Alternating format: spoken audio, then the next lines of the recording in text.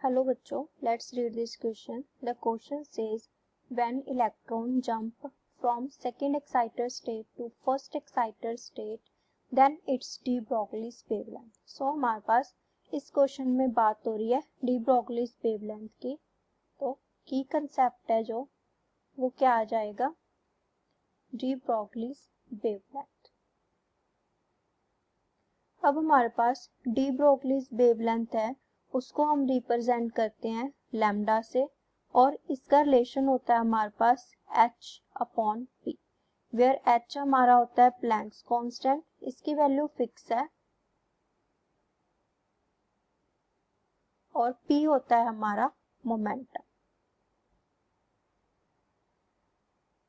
अब हमने क्वेश्चन में क्या फाइंड करना है कि जब सेकंड से फर्स्ट एक्साइटेड स्टेट में जाएगा तो डी ब्रोगली वेवलेंथ क्या होगी. दैट मीन्स हमने रेशियो फाइंड करनी है और we can say relation find करना है बिटवीन लैम्डा 2 और लैम्डा 1 में.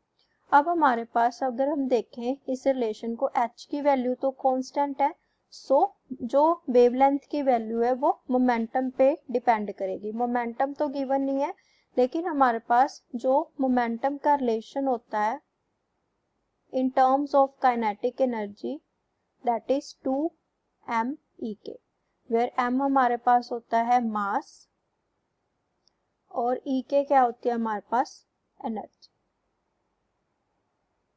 अब हमारे पास स्पेक्ट्रा में एनर्जी फाइंड करने का जो रिलेशन होता है that is -13.6 z² upon n², where हमारे पास जो z है वो होता है न्यूक्लियस का एटॉमिक नंबर, मतलब जिस भी एलिमेंट का हमने स्पेक्ट्रा फाइंड करना है उसका एटॉमिक नंबर, एंड n होता है एक्साइटेड स्टेट का नंबर. अब देखेंगे हमें ये क्या होता है एक्साइटेड स्टेट का नंबर. सो हमारे पास गिवन है, अब यहाँ पे देख लेते हैं, हमारे पास पहले होती है ग्राउंड स्टेट, फिर होती है हमारे पास फर्स्ट एक्साइटेड स्टेट, फिर होती है सेकंड एक्साइटेड स्टेट. अब हमारा इलेक्ट्रॉन सेकंड एक्साइटेड स्टेट से फर्स्ट में आया है, सो ग्राउंड स्टेट के लिए n की वैल्यू होती है 1, फर्स्ट के लिए 2 और सेकंड के लिए 3. सो हमारा n की वैल्यू सेकंड एक्साइटेड स्टेट के लिए क्या होगी 3, और फर्स्ट एक्साइटेड स्टेट के लिए क्या होगी n की value 2. So E for second excited state क्या होगा -13.6 z² अपॉन 3² और E2 होगा हमारा -13.6 z² अपॉन 2². अब हमने रिलेशन फाइंड करना है बिटवीन लैम्डा 2 अपॉन लैम्डा 1. सो ये क्या आ जाएगा हमारे पास √2em1 अपॉन 2me2, क्योंकि हमने देखा है पीछे कि हमारे पास क्या है लैम्डा है जो मोमेंटम के इनवर्सली प्रोपोर्शनल है, इसलिए हमारे पास रेशियो में क्या आया है, ऊपर हमारे पास के एनर्जी फर्स्ट की आई है और नीचे सेकंड.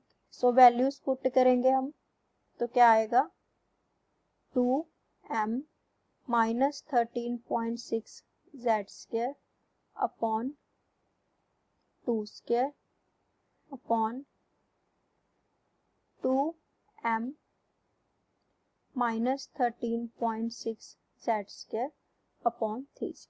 अब सारी वैल्यूज यहाँ पे ये तो कॉमन है, सो ये कैंसिल हो जाएगी. 3² है हमारे पास, यहाँ पे हमने फर्स्ट की पुट करनी थी, सो यहाँ पे हमारा 3² आएगा और नीचे हमारा 2 आएगा. सो 2 पर 2 का स्क्वायर है लेकिन ये स्क्वायर रूट में है तो क्या आएगा 2, 3 स्क्वायर है लेकिन स्क्वायर रूट में है, सो हमारे पास क्या आएगा 3. सो लैम्डा 2 अपॉन लैम्डा 1 क्या आ गया हमारे पास 2/3.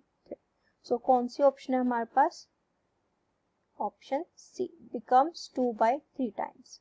So option C is the correct answer. Hope you understand. Best of luck.